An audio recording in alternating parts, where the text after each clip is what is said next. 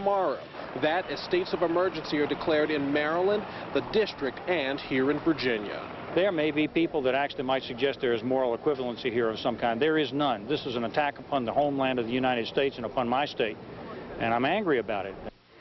Now, Gilmore also has a personal source for his anger. We've been told by Gilmore that he had a friend on board the flight that crashed here, political analyst Barbara Olson, believed to be among the dead on that flight. Joining me live here is my colleague Kevin Schultz, who had an opportunity to follow one of the local rescue crews that actually went inside the building. That's right, Daryl. We were one of the few TV crews that were allowed on the grounds of the Pentagon for a close-up look at the rescue mission. We were invited along by the Montgomery County Urban Search and Rescue Team. This was the same team that went out to the Oklahoma City bombing. This time, though, their mission was in their own backyard. System that's in place on this incident. Remember that this is a dangerous environment. I'm not sure. 1:30 p.m. Members of the Montgomery County Urban Search and Rescue Team gather at their headquarters in Rockville, Maryland to receive their mission. So plan on not being able to communicate home for 10 days. 2:30 p.m. Bob Sessions and his rescue dog Sky board a bus with dozens others bound for the Pentagon. Well, I have to look upon this as a combat zone. It has much of the feel of a combat zone. We are working against an enemy. We don't know if the enemy will take secondary action or not. 3:30 p.m. They arrive. Something else. Got a lot of work to do in there, sir. Just looking at the way the structure of the building here, the way it's collapsed down on a lean-to. Got a lean-to collapse. Looking for entry points. Set up a makeshift fort in a tent city and are ordered into the crumpled mass of concrete. Good luck, guys, all right? Be careful in there. All right? We have safety people to cover us, to look out for the structure of the building. We focus on our job. Sky and I will hopefully find some live people. Just before 8 p.m., they return. You can see from the outside what it looks like, and it's worse on the inside. What about Sky? How'd you do? Sky did a great job in the areas that we could search, yes. In the areas that she could search, but in the totally charred areas, first of all, there's no chance of finding anybody alive in there. So there's no reason to really jeopardize her, and there are hot spots. And you are looking at a live picture of the Pentagon tonight. The Montgomery County Search and Rescue Team is joined by rescue teams from Virginia Beach, Nashville, Tennessee, and Fairfax County. They are working closely with FEMA and the FBI. They are scheduled to be here for 10 days straight at least.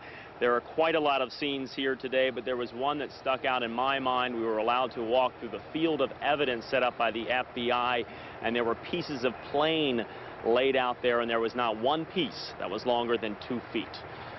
Reporting live from the Pentagon, I'm Kevin Schultz, ABC 7 News. Back to you. Kevin, very powerful stuff seeing that rescue team in action. Thank you very much. Maureen? Of course, the Pentagon is more than just a building. It's a powerful symbol of American defense and military might.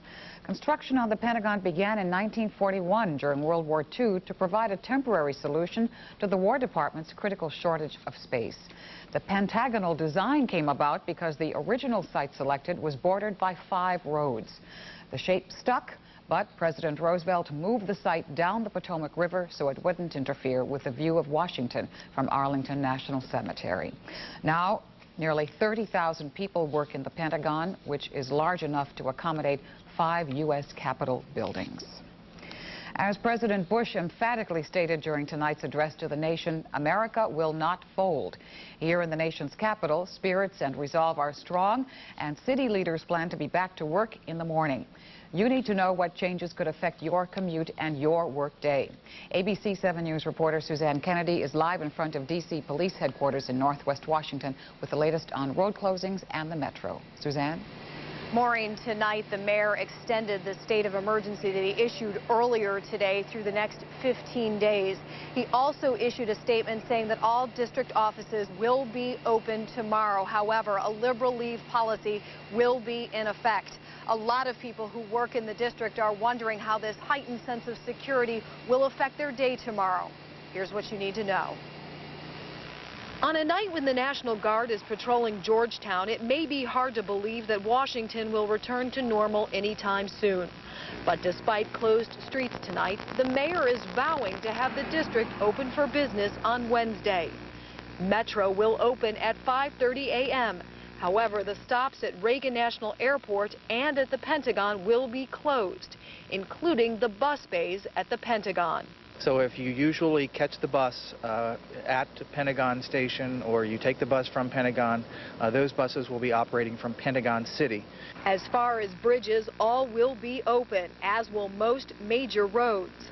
But there are exceptions. Surrounding the White House, Constitution Avenue and I Street between 14th and 18th Streets will be closed, as will Pennsylvania Avenue between 12th and 14th Streets. Late tonight, D.C.'s deputy mayor and the chief of police stood together in an attempt to reassure district residents of their safety. All we can do is just do the best we can to maintain a level of safety and security, but right now, quite frankly, I don't think anybody has a full handle on what's taking place, but there will never be another day like today. Nothing from this point on will ever be the same. D.C. public schools will be closed tomorrow. However, all essential personnel are being asked to report to work. All D.C. government offices, as I mentioned, will be open. However, the Department of Motor Vehicles will be closed. A final note, we told you a little bit about the road closures that will be seen throughout the district tomorrow. Chief Ramsey is urging all of us to exhibit some patience tomorrow. There may be additional road closures. There may be checkpoints added. But he reminds us that all of these measures are being taken for our safety. Reporting live from Metropolitan Police Headquarters, Suzanne Kennedy, ABC 7 News. Back to you. Thanks so much, Suzanne. Also, along with D.C. public schools, many other school systems in our area will be closed tomorrow. Here's the list for you. In Maryland, Anne Arundel, Prince George's, and Montgomery County, the schools will be closed. In Virginia, Alexandria City Schools, Arlington County, Fairfax County, Falls Church City Schools, Fauquier County, Loudoun County, Manassas Park, and Prince William County schools will all be closed tomorrow. We will squeeze back with the latest school closing information during our newscast. Across the nation tonight, of course, there's a need to know who is responsible for the worst terrorist attack in the history of the United States. And the work has just begun. The FBI is leading the investigation, assisted by several other federal agencies. ABC 7 News reporter Andrea McCarran is here with more on the status of the investigation. Andrea? Maureen, sources tell ABC 7 News tonight that federal investigators are piecing together evidence against Islamic extremist Osama bin Laden. U.S. intelligence intercepted communications between bin Laden supporters during which they discussed the attacks on the Pentagon and the World Trade Center. Tonight, the hub of the investigation is here in Washington at the FBI's Strategic Information Operations Center. I don't have mixed minus. Can I pull this out and just go? And shook our nation's confidence.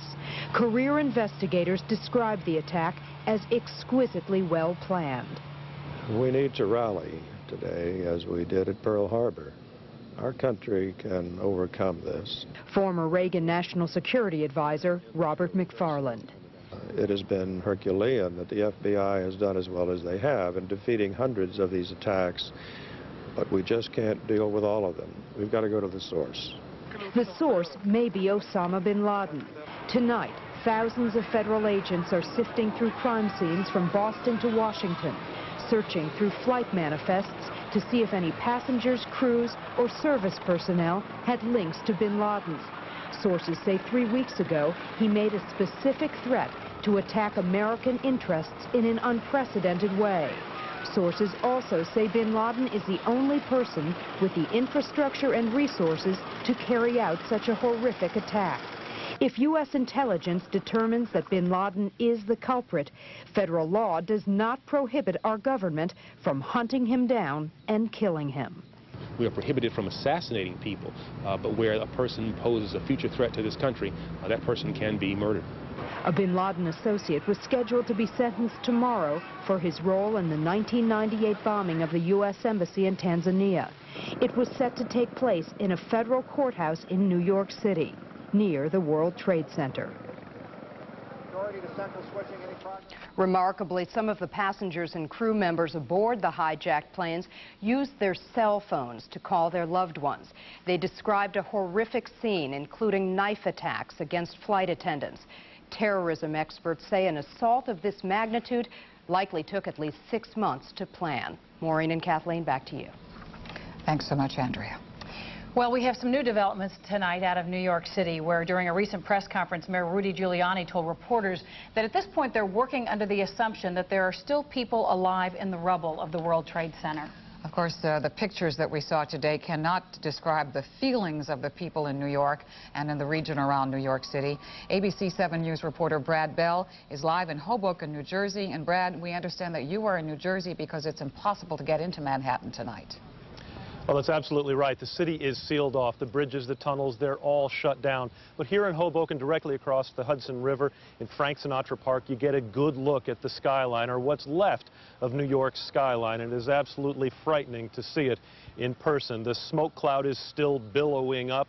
It's dark where the World Trade Centers used to be. It's certainly something that no one ever thought they would see. And occasionally you see the flashing red lights across the way, the ambulances going up the West Side Freeway. But it's in the personal stories that you hear that you get a feeling for the millions of people who have been affected by this tragedy. The personal stories, my own brother, I called him on the phone. He decided to get out of Manhattan where he lives on a bicycle because the roads were too tied up. A young man here in the park on the phone telling his family that he's okay. Another man came up warning that the attacks aren't over, and he wasn't just talking. His fear is real. But mostly the people who come down here are quiet. They look out across the water at a sight they never thought they would see. They say that the skyline they knew is gone. In Washington, it would be as though we'd lost the Washington Monument or perhaps the Capitol building. They are frightened. They don't know what is going to happen next. But I should also say that we see signs of life, the resilience of the community, because just up the hill in Hoboken, there is a lively cityscape. People are going about their lives, going back and forth to the bars and the restaurants, knowing full well that tomorrow their lives will be very different than they were before. Reporting live from Hoboken, New Jersey, I'm Brad Bell, ABC 7 News. Brad, thank you so much. Well, there's already speculation about who was responsible for this really devastating act of terrorism. Tonight we are joined by Professor Yonah Alexander of the Potomac Institute. He has published more than 60 books on the subject of terrorism, including this recent one, which is a profile of Osama bin Laden. Professor Alexander, do you think that bin Laden was responsible for what happened today? Well, we don't have definitive information about that, but out of the hundreds of terrorist groups around the world, the list is very short, and bin Laden's Al-Qaeda group is on the top of the list.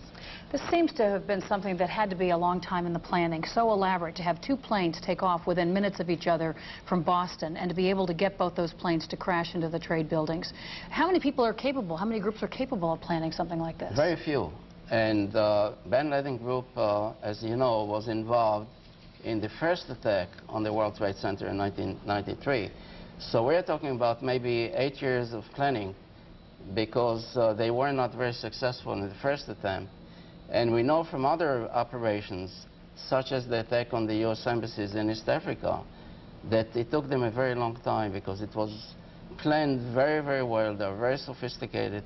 They have the motivation, they have the funding, they have the logistical support. What do you think U.S. response, official response, should be to these attacks? Well, first of all, I think the responsibility of the government, obviously, is to take care of the victims and to repair the damage, the physical damage and now the psychological damage, as the President has said, to restore the confidence. How do we do that?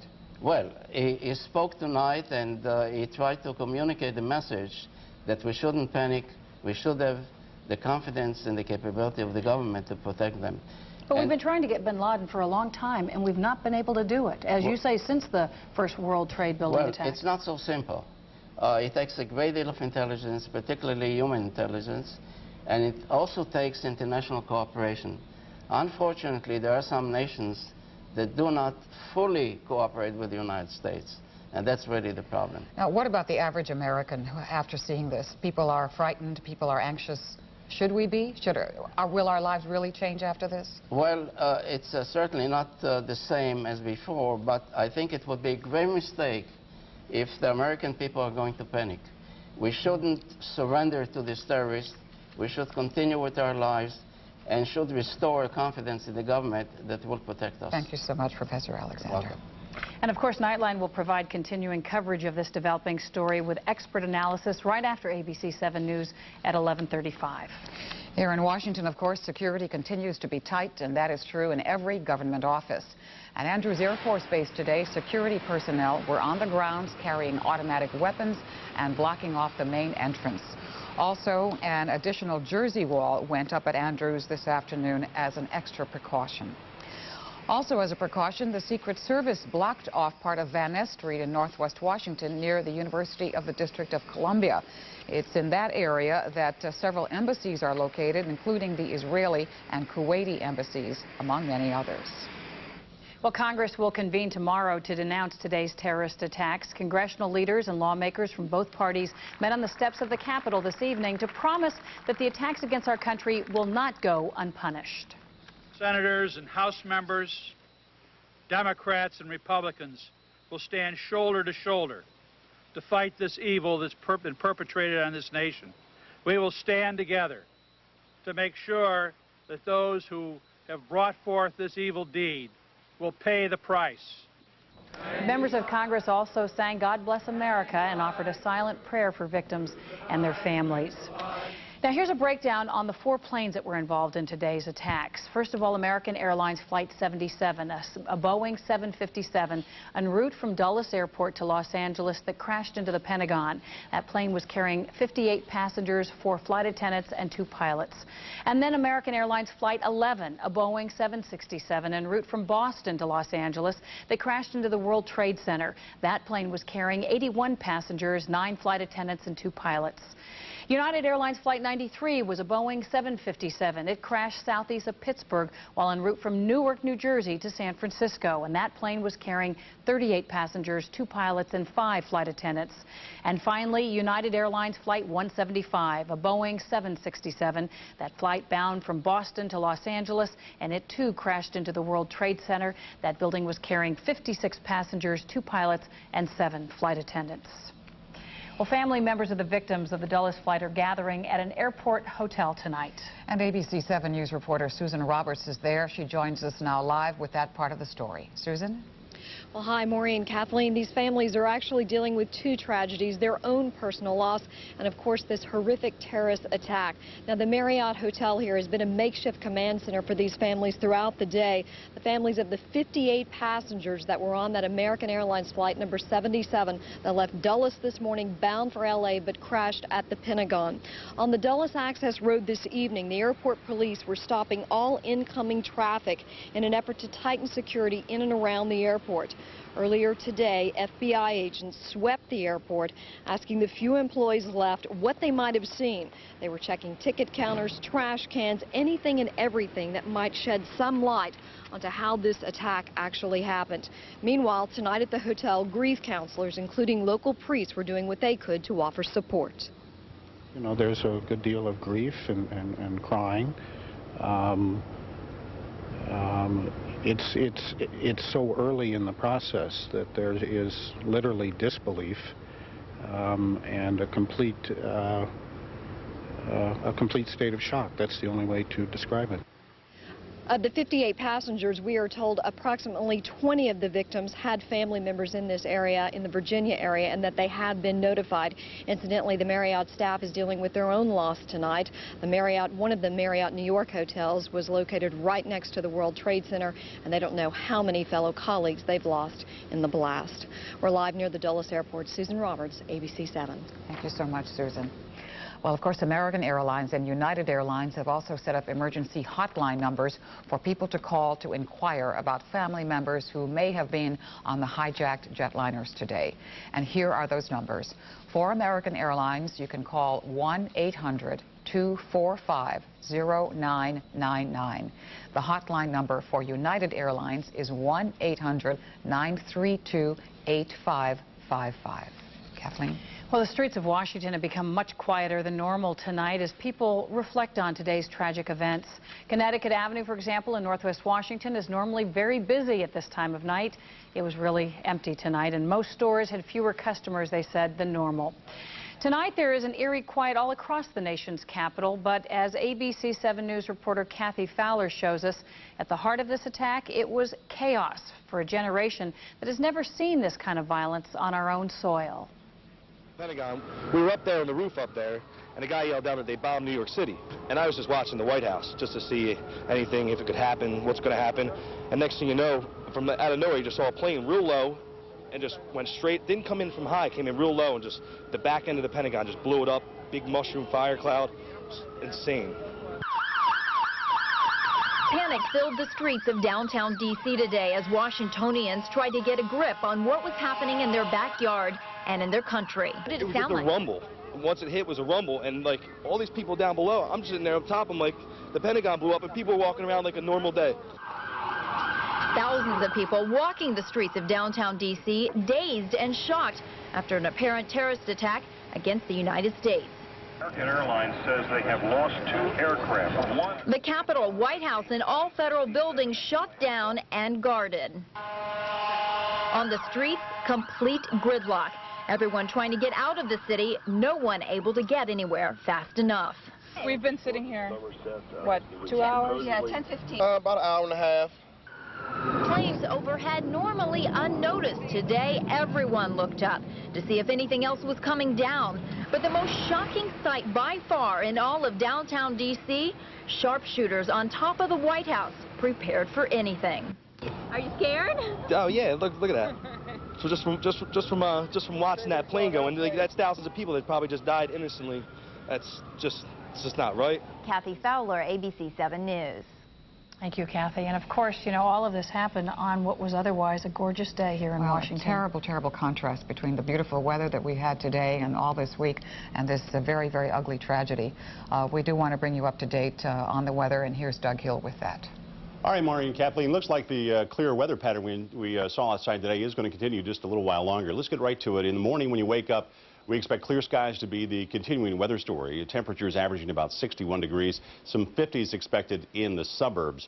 Now, as far as what's happening weather-wise, you'll see on the satellite animation not much. There is a tropical depression that's trying to form up in the Gulf of Mexico. We'll keep an eye on that. Hurricane Erin is on the right-hand side of the screen, moving out to sea. But most everything is being controlled by a high-pressure center that's moving in overhead, and as a result, we expect a very dry, sunny day tomorrow. There is a possibility we can see a few showers here sometime on Friday morning with the next cold front. Our express forecast, sunshine tomorrow, highs near 80 degrees, and the next 7 days show a chance of showers on Friday, and then very cool, very dry, and very clear weather over the weekend. That's it. Maureen and Kathleen, back to you. Thank you, Doug. Well, of course, today was a long day, and President Bush traveled a long road. He was at a speaking engagement in Florida at the start of the day. He ended up in Washington, D.C. after several security stops along the way. It gave the president time to prepare for what may be the most difficult speech he's ever had to make. Tonight, we bring it to you in its entirety.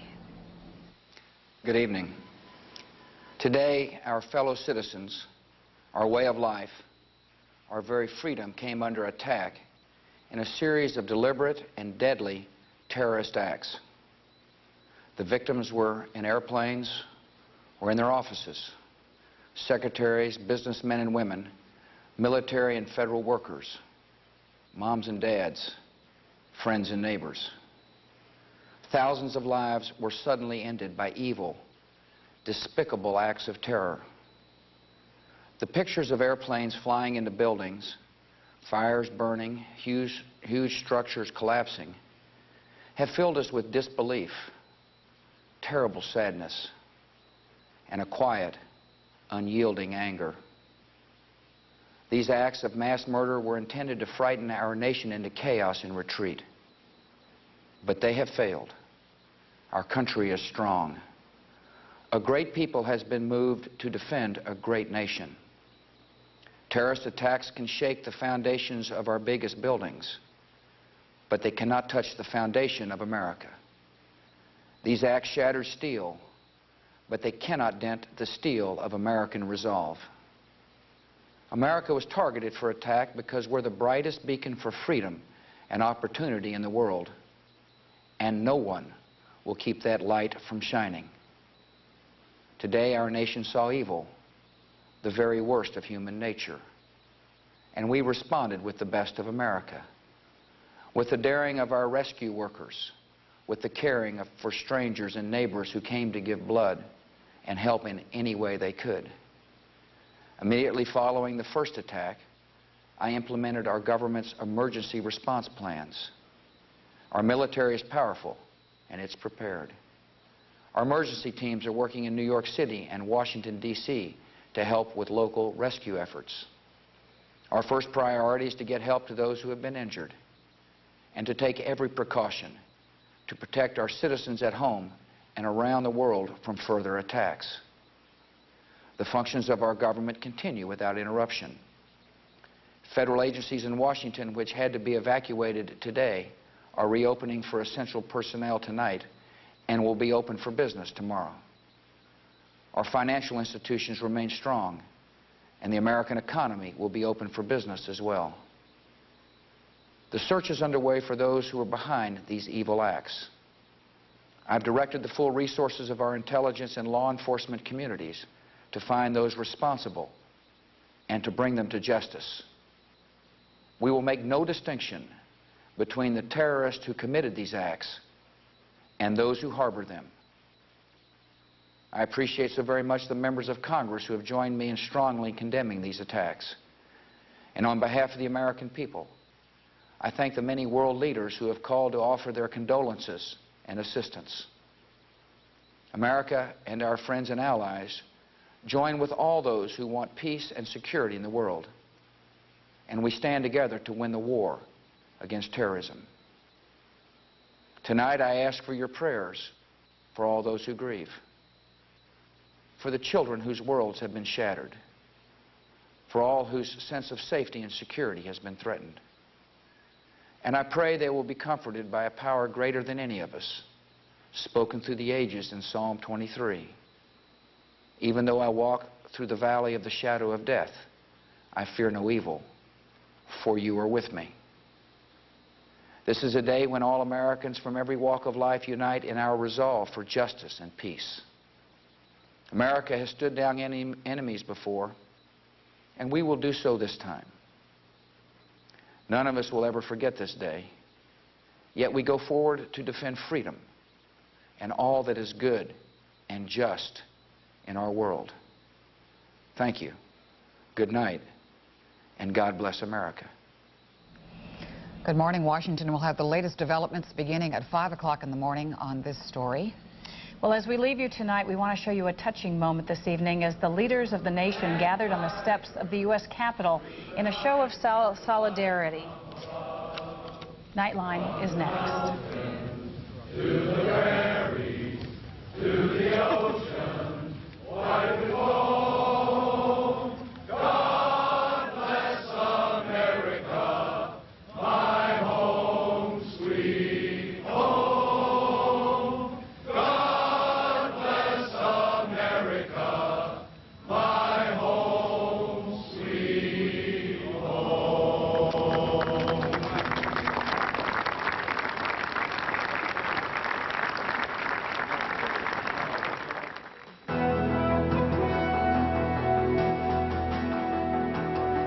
This is an ABC News special report.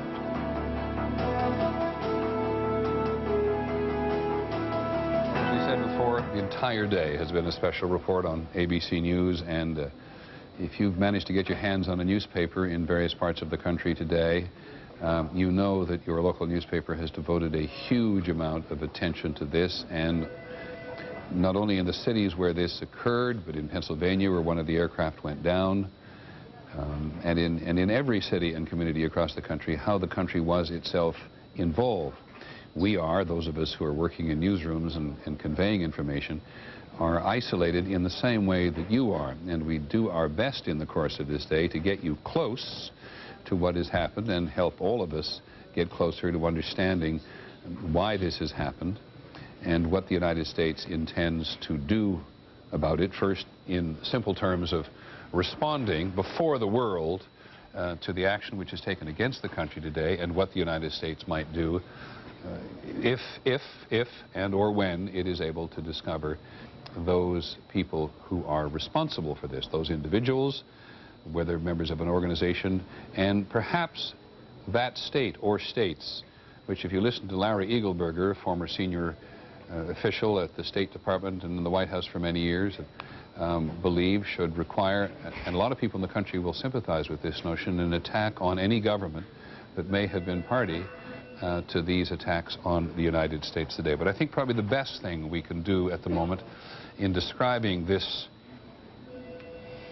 day of warfare, 21st century style, as one historian referred to it today, is to go to Diane Sawyer, who has managed to compile much of what we have seen in New York today. Then we'll go to Washington, and then we'll try to pull it all together for you in the next few minutes and proceed with our coverage from there. So here's Diane. Look at this moment once again. A colossus, wounded, and next to it, another giant with no shield. We cannot see inside, but thousands of people are fighting fire and fumes and fear, making their way down endless staircases, trying to escape before this. A huge explosion now, raining debris on all of us. We better get out of the way. No one knows what's next. People are running for their lives.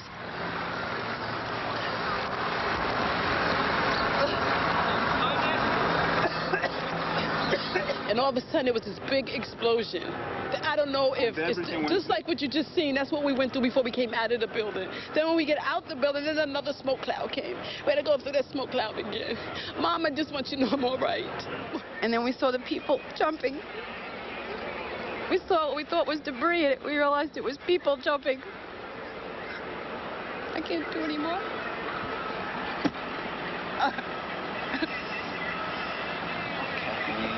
Sorry. The second tower collapses. Oh my God, there it goes!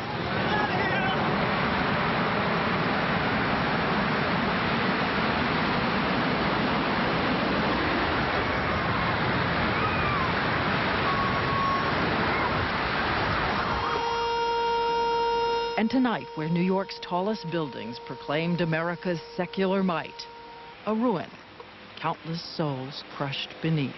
Some of them, we're told, were on the phone, saying farewell to their families as the building burned. Some of them, the firefighters, the police, there not by order, but by spirit. It's the most tragic thing that has happened to America by far. I've been on the fire department 20 years and never lived through this. I lived through 2 collapses today.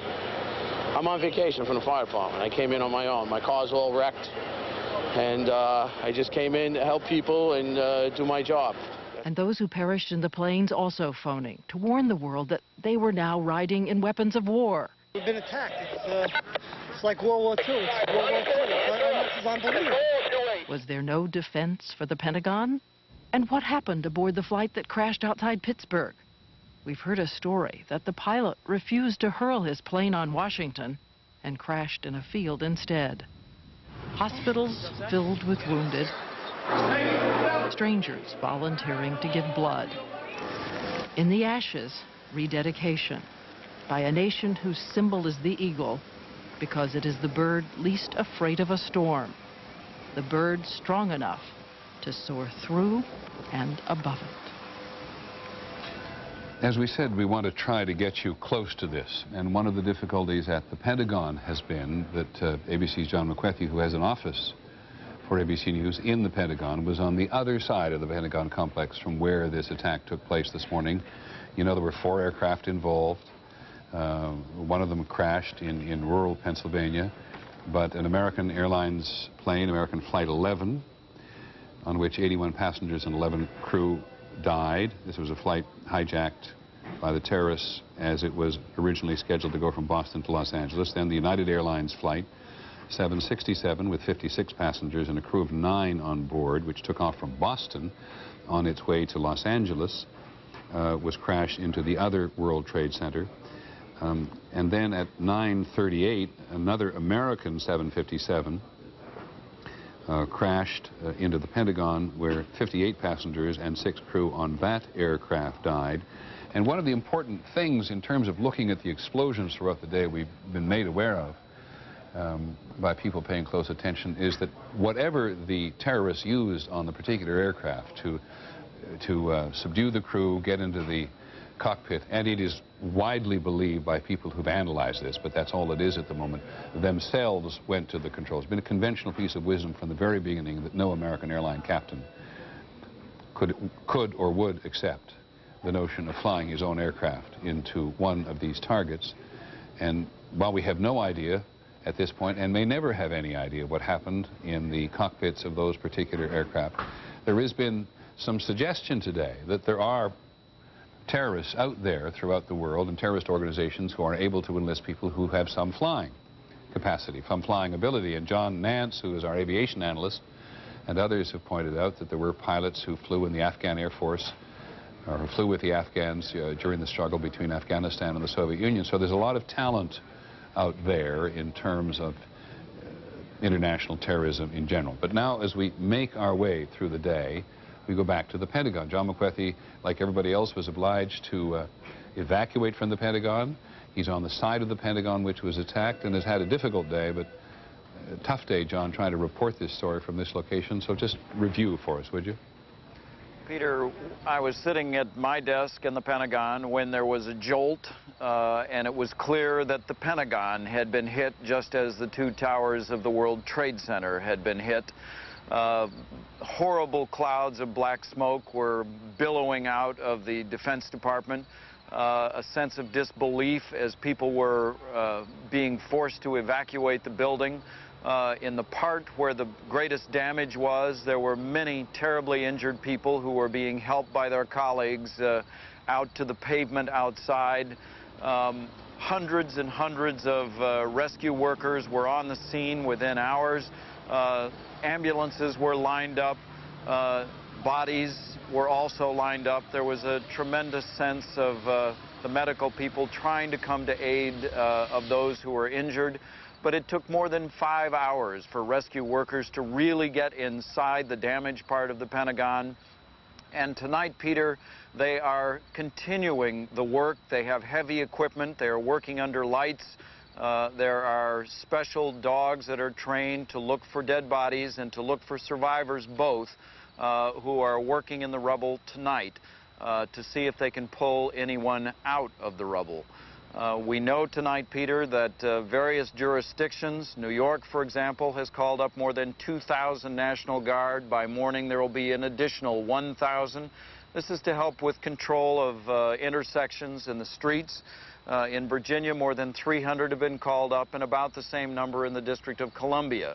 For a while, the intersections in the District of Columbia in northern Virginia and in much of New York appeared to be a very tightly controlled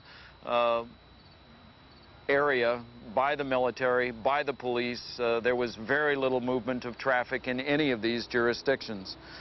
The government is going to great lengths. The president tonight saying that the government is going to be open for business tomorrow. But of course, much of the country today was utterly paralyzed from one coast to the other. Because of the airline cancellations, because of the cell phone tie-ups, and because of so much else that has happened during the course of this day, Peter. And John, just before we leave you for just a little while, would you review for us what your sources believe the casualty estimates are at this moment? There is no estimate for what has happened in New York that I know of, although they fear the casualties there are going to be many, many thousands.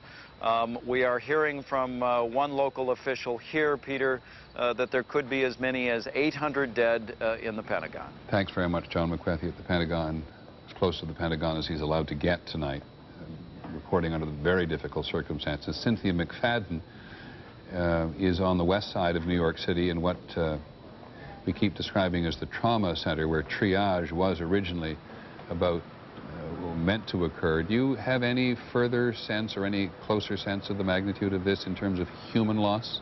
Well, Peter, what I can tell you is this. We have talked to sources who have been inside the triage center all day and asked them why the volume of extreme trauma, why the number of people just hasn't been seen. You can see this parade of ambulances, I think, behind me here. We've been seeing ambulances come through all day and rescue vehicles. All of them, for the most part, empty, with the exception of some rescue workers and some other rescuers at the scene. But by and large, they have been walking into this center, not the kind of severe trauma.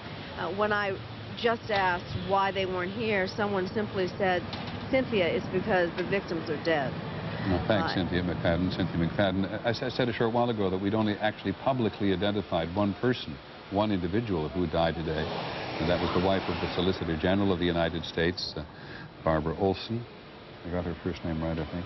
Barbara Olson, who was on the aircraft that attacked the Pentagon and was able to communicate with her husband, to whom we obviously extend our deepest, just everybody who knows him must be thinking about his tragedy tonight and the potential for tragedy for so many other people. But Mayor Giuliani in New York has now given us some sense of loss in the firefighting contingent in New York City, because as you couldn't help but see in an instance like this, when every civilian in his or her right mind was running away from things, the firefighters and the police, but particularly the firefighters, were running in the direction of disaster.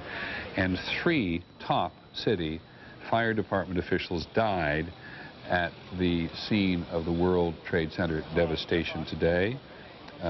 One of them, Ray Downey, the Chief of Special Operations Command, ironically was in charge of the New York City contingent that was sent to Oklahoma City at the time of the bombing. And Chief Downey has lost his life. Also killed tonight from the ranks of the firefighters in New York City were the first Deputy Commissioner, William Feehan, and the Chief of the Department, Peter Ganchi. I believe that's the correct pronunciation. Just telling us, as we already knew instinctively, that the most senior officers of the fire of the New York City Department of Firefighting were on their way in to help people not running away at this time. Bill Blakemore is in